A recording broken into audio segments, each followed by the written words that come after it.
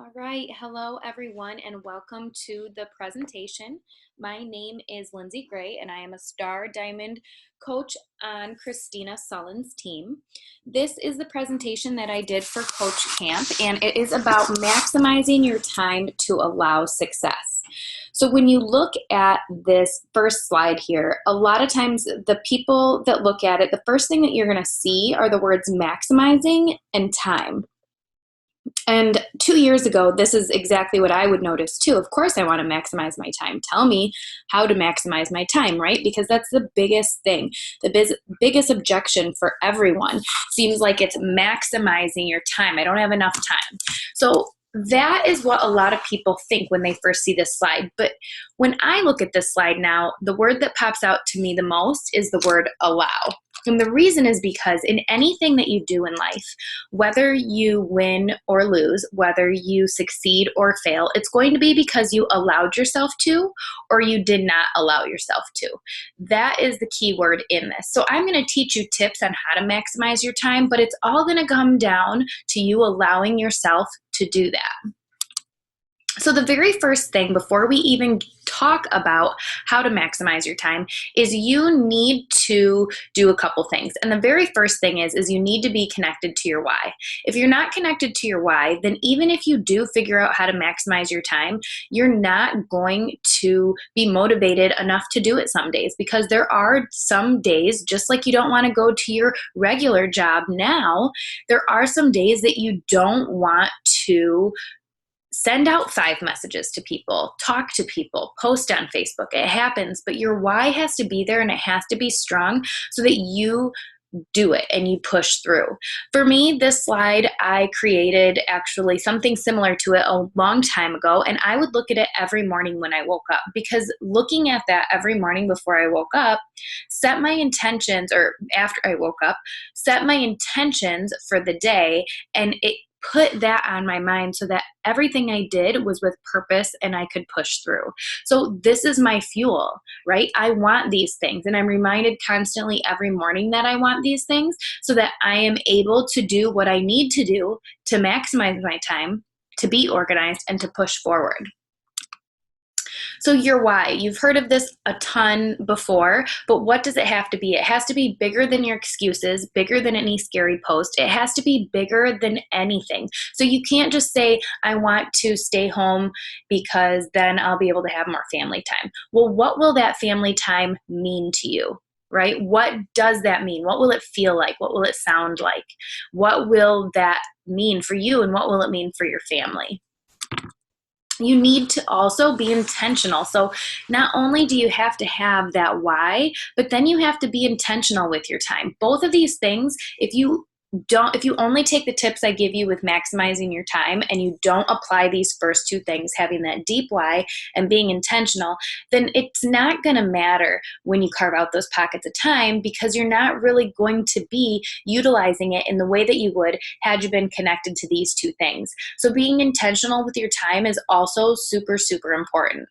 You need to be intentional when you're working your business, no matter what you're doing, when you're at home, when you're with your family. Every single thing that you're doing, you need to be laser focused on, because if you're not, then it's going to go crazy. These two pictures here are examples of days when I was being intentional on the top. I was intentional with my time with my son. The house was nice and put together, and I didn't feel scrambled and all over the place. The image that you see there, that's how I felt. I felt put together, organized, happy. This bottom picture is a day when I was so crazy and I wasn't being intentional with my time, and that's exactly what happened to my surroundings. So you really need to be focused and into what you're doing 100% so that you don't feel guilty at times because you're pulled in too many directions, and then you get to the end of the day and your head's spinning and you wonder what you even put your whole heart into all day long because you were just putting pieces of it here and there.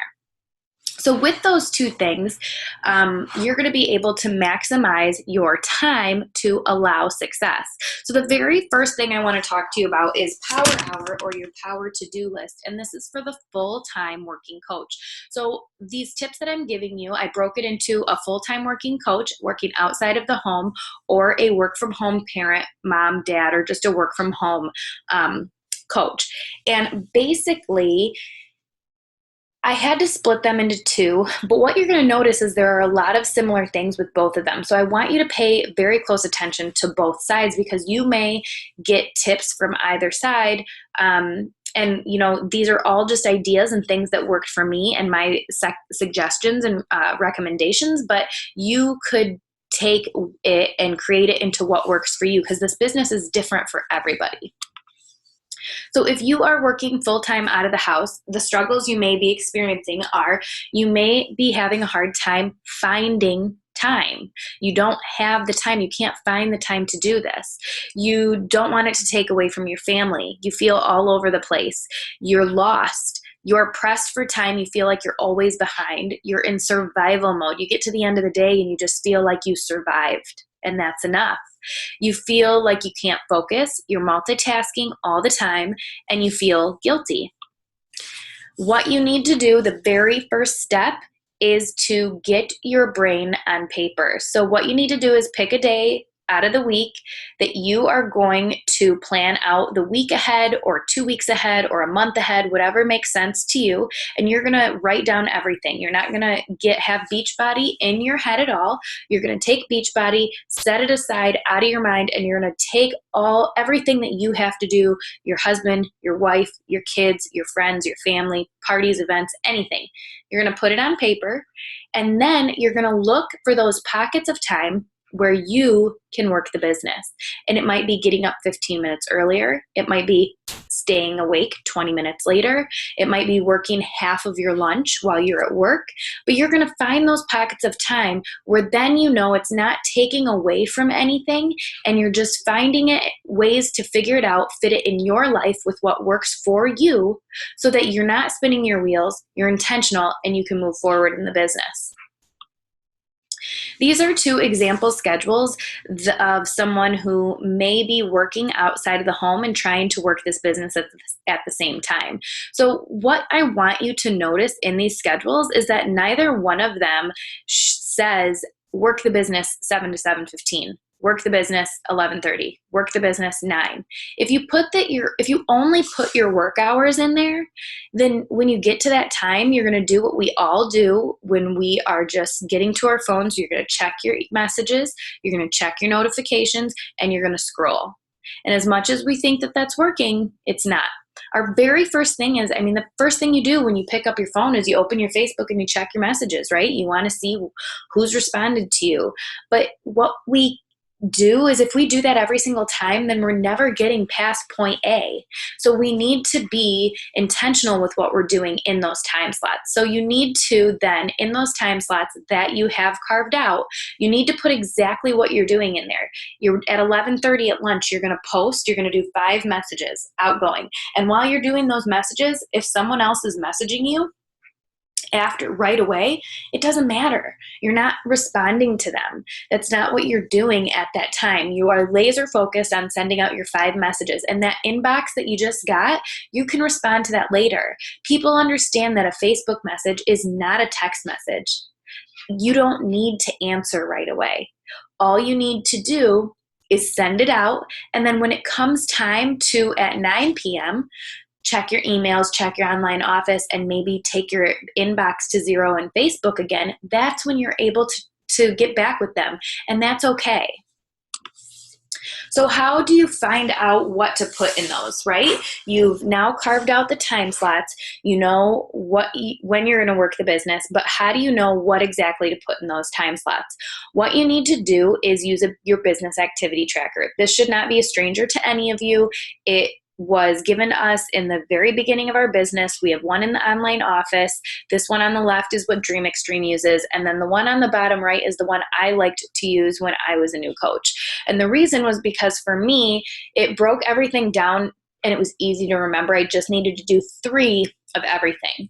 What you need to do is figure out which one aligns itself with your goals and how many people you need to be reaching a day. And what you need to do is then start at the top, and in that first pocket of time, You take in the top section what you think can fit in there and you put that in that pocket of time. And then you work down the list. You don't jump all over. You work from top to bottom so that it's nice, consistent, clean. You know where you are, you know where you left off, and you're able to do these things. Now you can print these papers off and you can fill them out throughout the day, and it's going to just be going right down your list. Or you can, if you're anything like me, I don't like printing something off, folding it up, writing on it, putting it in my pocket, picking it back up later. I needed a different way to do it. So for me, I ended up creating a new way to track my business, which was from my phone. So I basically took the business activity tracker that I just showed you, and I found what worked for me, and then I put it in my phone. This is in my reminders app of my iPhone, but you can also use tasks in the Android, I believe it is. But basically, you're going to go and put it in the order that you find is the important thing for you to do. And then you're going to put them in, and then you're going to put next to them how many you want to do a day. So for mine right now, the numbers are a little bit larger, and I have more tasks than I did when I first started out because my goals are bigger now. But this is just an example of how you can do that. So you are able to, I don't need to carry that paper around. I'm able to, while I'm at work, if I just sent out 2 messages, I can put fill in the dots that I've done too. I can even put their name if I want, and that way I'm keeping track of it on my phone as I go. New contacts that I add, I put their names in. People I ask about the business, I put their names in. People I have to have follow-ups with, I put their names in. Videos I need to watch. I can keep track of everything in this app. So how do you find who you're going to be messaging and who you're going to be inviting, right? In the beginning, you went through a 14-day video series that Christina Sullins and Allison Blaker at the time created. And in this, Christina had a video that was creating your Mac Daddy list. And in there, you had to write down 100 names of people that you could think of off the top of your head. And they were not people that you were going to necessarily invite to the business or try to get into a challenge group at that time, but they were people you were going to start connecting with. So working from a list, that is where you're going to get the people you're sending your outgoing messages to, and you're warming up your market. But in the event that you are a work out of the home, full-time, part-time, whatever it is, employee, then you don't have time to get to your computer and pull out the people who are next and move, keep track of who they are and then get to your computer and update it every single day. You just don't have time for that. So what you need to do is find another way to make it work. So for me, what I ended up doing was, instead of working from a list, I did start my Mac Daddy list the way that I was asked to in the beginning, but then I started to build my list. So I would use quality and value adding posts. I would work with any and everyone that would comment or like, and I'd add them to my list because I would find a way to track it. For me, I put it in my phone, like I said, but if you would prefer to write it down on the paper, then you can absolutely do that as well. So quality and value adding posts, and then working with that activity on there, and then I'd add those people to my list so I could build my list as I was going. So what is a quality post? A quality post is not being a cheerleader. It's not just posting every single day, I drank my Shakeology, it's the best meal of the day, message me if you want to try one, or, saying that you got your workout in and you're feeling strong and it's Flex Friday and who wants to join my next accountability group or whatever. It's not just cheering people on or being your own cheerleader or, tooting your own horn, showing people what you're doing. It's great that you're doing that, and people need to see that you're a product of the product, but they need to see that you're human. They need to see what makes you different. They need to see that you have valuable information that will help them, and that also you are a leader. So quality posts, you need to be more vulnerable, and you need to be deep, and you need to be you.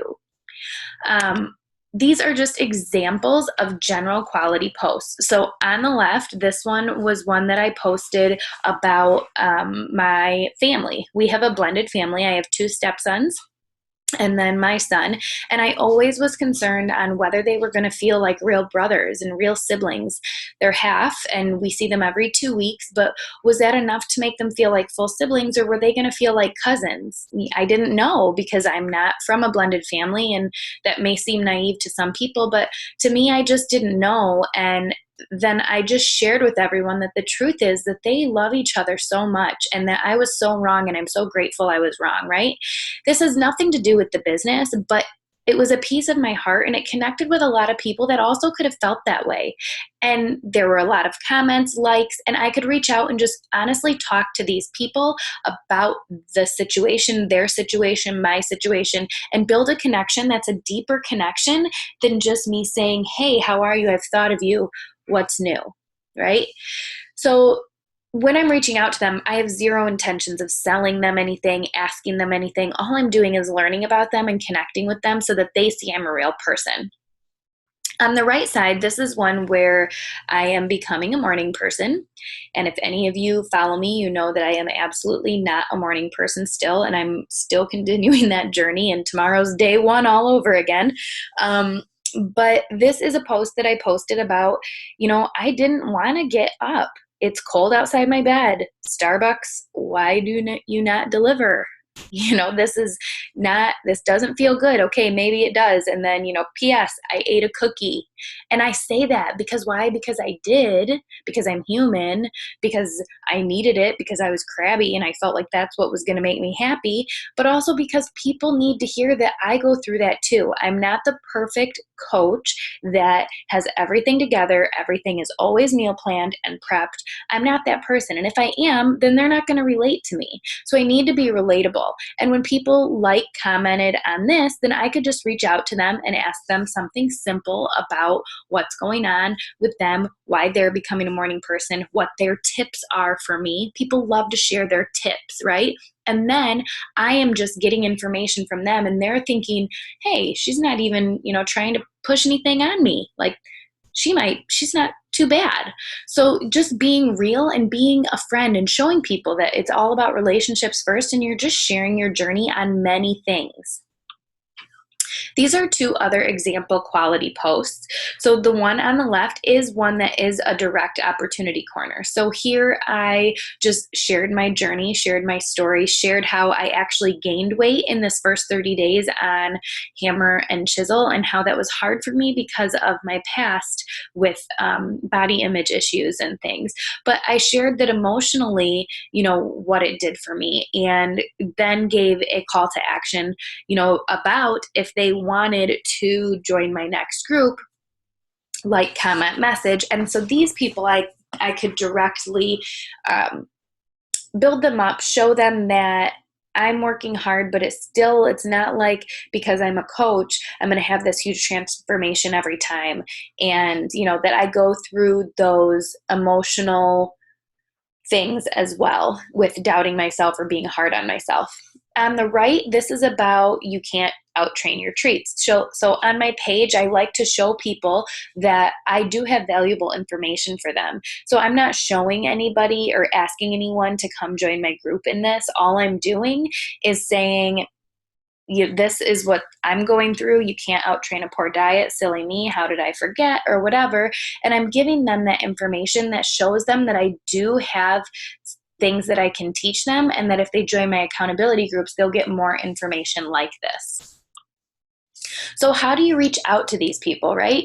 You have put these posts out there, you're building your list, people are liking and commenting, you're getting a lot of activity. How do you reach out to them? You just want to keep it real. You want to keep it genuine. Here are two examples. The bottom one says, hey, Amanda, I saw your comment on my picture about becoming a morning person. Are you on that journey too? It's just asking questions about them, and I'm just connecting with her on that level. That is one that is not about an accountability group. It's just warming her up to me and being a friend. This top one is an invite. So you can see that it says, thank you for liking my transformation the other day. Those are tough posts sometimes, so I appreciate the pat on the back. And then in the middle, I ask them a direct question. Did you want information on the group starting February 1st? I do not say, let me know. Let me know is not something that you can say because they will never let you know. You will continue stalking them and feeling awkward, and it will get weird. So you need to directly ask them. People like that. People like that you can be bold and confident enough to ask them and keep it completely genuine and feeling comfortable. So you just have to practice and just act like you are the person that is going to be receiving it and read it and think, if I were to receive this, how would I take it? And I like to call it a compliment or question sandwich. So I'll put something personal or question or something on both ends of that invite, so it just softens the delivery and it makes them more apt to respond to me.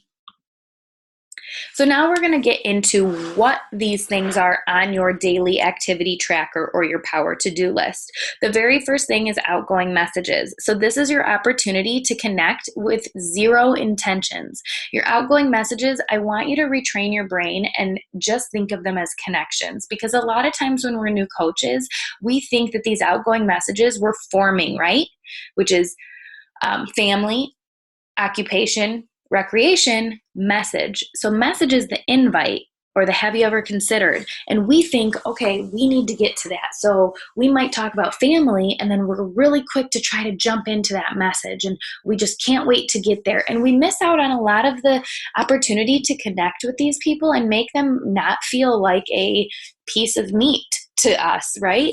So you really need to just really focus on those first three. And if the message comes, it will come. Outgoing messages are different than invites. I do have a certain number of outgoing messages and invites that I set for myself to do each day. But my invites, I don't bank on my outgoing messages to have my invites in them. My invites go to people that I've warmed up months before, that I can reach back out and I've already talked to them and felt comfortable, and maybe they've been liking more of my stuff and it's now time to invite them. So these are some examples of some outgoing messages, and what you're going to do is you're going to go to their page, you're going to look at their mutual friends, you're going to look at pictures they've posted, their last post throughout the few days, you're going to look at their cover photo, and you're going to find something that is honest and true that you can connect with them with. So it could be about family, it could be about pictures they got taken, but you want to find something that is honest and you can honestly connect with them, and so that they think that you're having a conversation with them. You want it to be comfortable. You don't want them to read it and think, why is this person messaging me? So you really need to connect with something on their page that brings attention to them, that lifts them up, that they would be excited to talk to you about. The next one on the list is adding to your network. So there are 3 different ways that I like to add to my network. The first one is challenger spotlights. So you will take a challenger that's doing really, really well in your challenge groups and ask them if you can celebrate them on your personal page. And with their permission, you will share whatever they're comfortable with you sharing and just really celebrate them and lift them up. And what's going to happen is all of their friends are going to see, because you're tagging them, so it's going to go on their page. And they're going to comment and say, great job, Sharon, you're doing awesome. And you're able to build relationships with their friends on there. And they see you as someone who is warm and wonderful to their friend. And so you can start adding them into your page as well. And eventually they'll come around. You don't need to invite them right away, but you're just inviting them to your home, so to speak. Remember, you have to remember, Facebook's your home. You're just inviting them in to get comfortable. Another way is to participate in groups. So you should be part of a couple groups that you are interested in that has something other than health and fitness or clean eating that you're interested in. So for this one, this was an example of a breastfeeding group that I'm in, and I simply just was asking people about my scalp being so dry. Is this from breastfeeding for so long? You know, what's going on? And basically people will comment and I can have some dialogue with them. And if I feel like we've had 1 or 2 back and forths where I can add them as a friend, then I'll do that and continue the conversation through personal messaging. But if if it doesn't go into personal messenger, that's okay. I'll still just try to add those people into my network, especially since I had just had a conversation with them. It's easier to get them to accept my friend request. And then the third way Facebook does for us, and it's called People You May Know. And if there's anyone that has about 5 or more mutual friends with me, then I'll go ahead and add them. But I make sure they're in my target market niche, which means in this, Samantha Ann, she's a Beachbody coach, so I'm not going to add her. Mike Voicenet, we have 35 mutual friends. However, he isn't in my target market niche. My target market niche is working moms that are in the service providing industry that are tired and don't have time to take care of themselves. So I'm probably not going to add him because he's not in my target market niche. But I'm going to go down and I'll find someone that is, and that's a way that I will also add people to my market. So inviting is the next one, and inviting is the big, scary one we're all scared of and we want to run after we hit send. And we all do this. It's not just you. Sometimes it's even nerve-wracking for us to read their response. And that's just normal because we're human and we have emotions and feelings attached to this business, which is a good thing. So I just want you to look at these. These are examples of how I would invite someone to a group. So once again, they're just simple complimenting or question sandwiches where I'm talking to them and really asking them things, remembering things that they've told me before, like if they, their family was in town they don't get to see, or they just went on a cruise or whatever it is that they're doing. But in the middle, I tell them, hey, I thought of you today because of this, and I'm setting up my group, and I just wanted to reach out and ask if you were interested in information on it. And then end it in a way that's really comfortable as well. So like I said, you're just really softening that entrance for them. And they know that even if their answer is no, it's okay. They have to know that.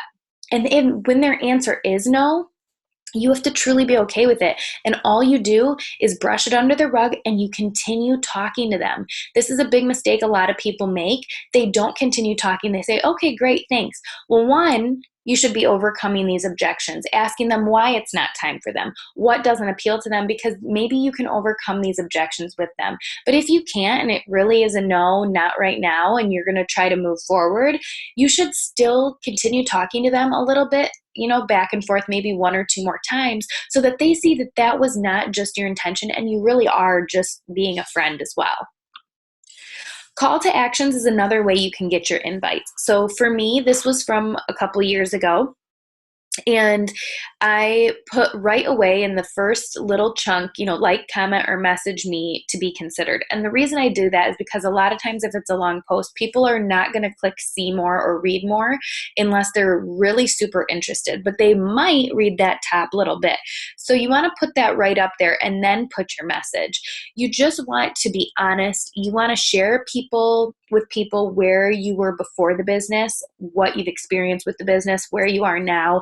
No matter what it is. For me, it was a paycheck. Maybe for you, it's going to the groceries and not having to look in your account. Or maybe it's an emotional story. Whatever it is for you. And then the people that like, comment, or message you, that's an obvious way to just be able to invite them. And they almost are expecting it. So inviting to the business prompted from a post. These two would be what I would send someone that liked or commented or messaged me from the post I just showed you. So once again, it's starting out personal. I'm not just saying, hey, I saw you liked my post. Can I give you information? I'm saying, hey, Joyce, how's it going? I haven't seen you in so long. You look amazing. How are the kids? Jared, looks like life is treating you well. And then at the end, I'm going to tell her that I'm excited to catch up with her and chat soon. So you want to make sure that you're not just business all the time. It has to be relationship focused.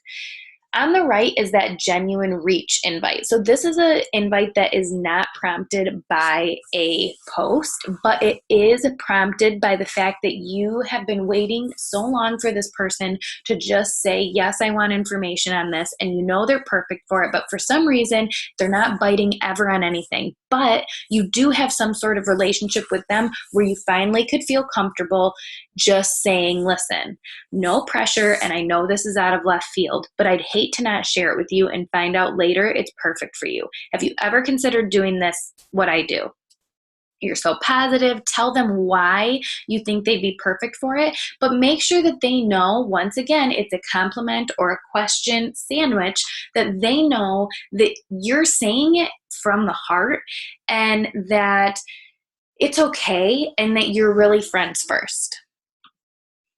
The last way that I will look for invites is green light moments. So green light moments are those moments in your challenge groups when people are loving it. Someone is posting all the time. They're acting like they're a coach themselves. They're already doing the activities. They're loving Shakeology.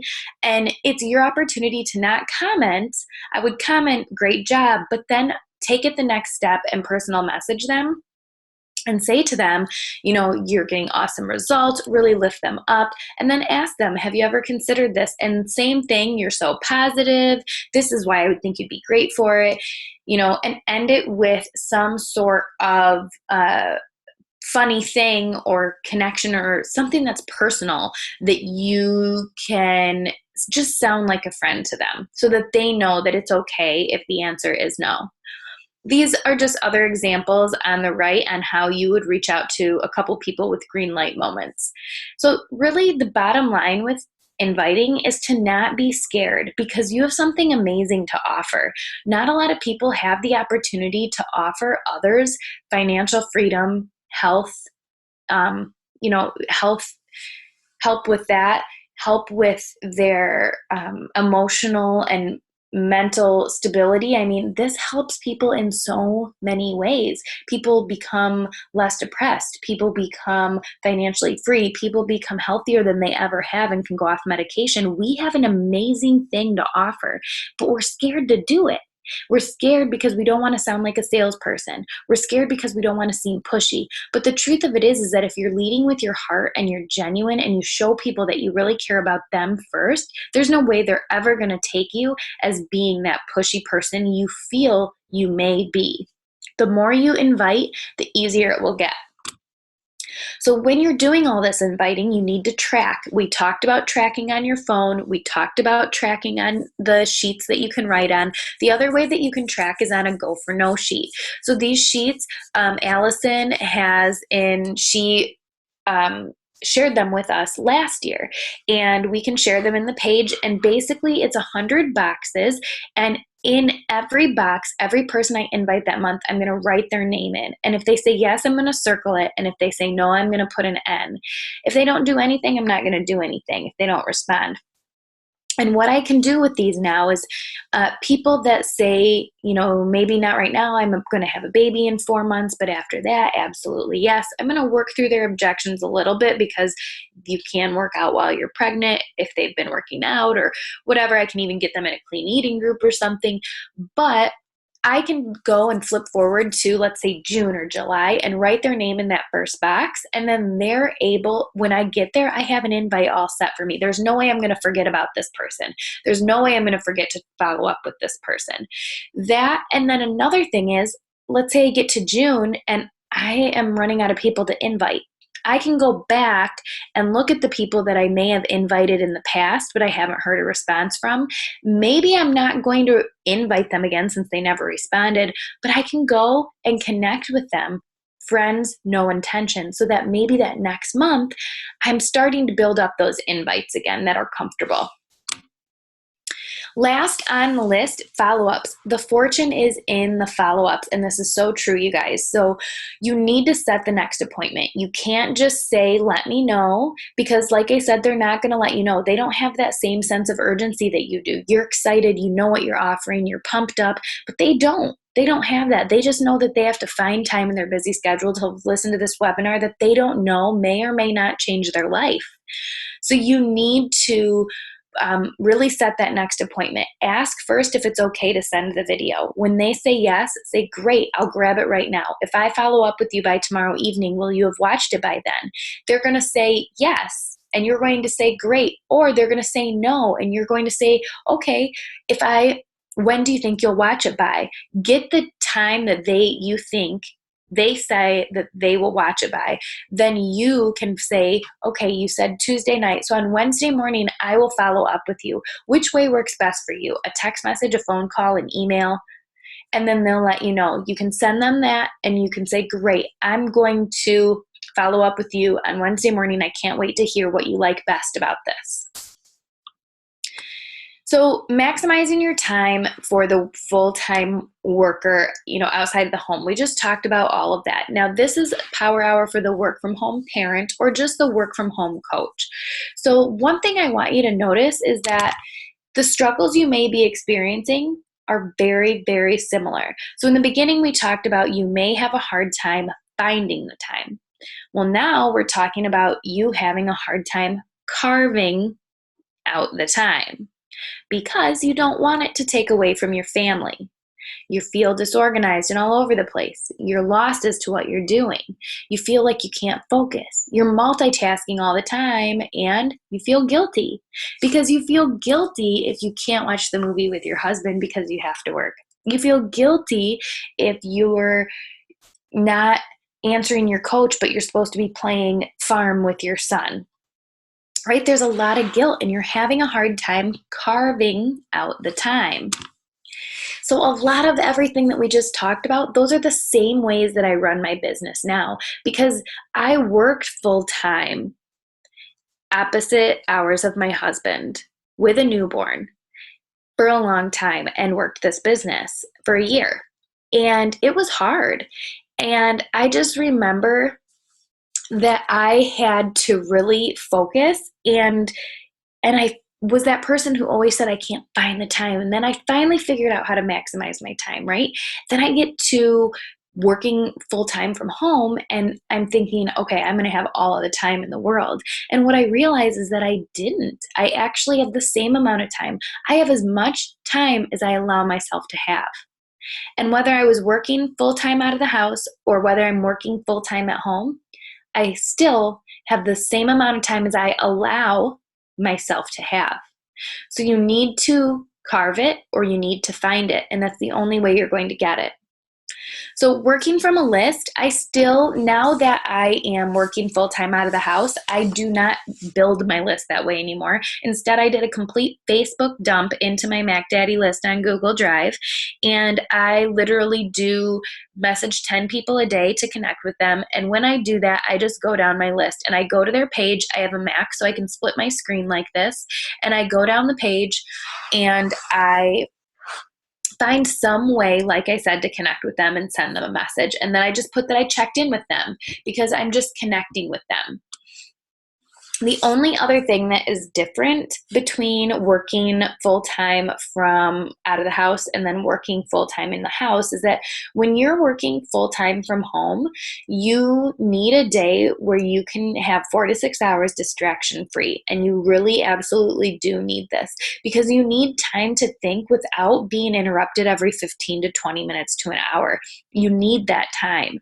So you're going to do your power hour in this time, but you're also going to stay connected with your team, do one-on-one calls and things like that, and create videos and build other platforms and create systems because you need time to take yourself to the next level.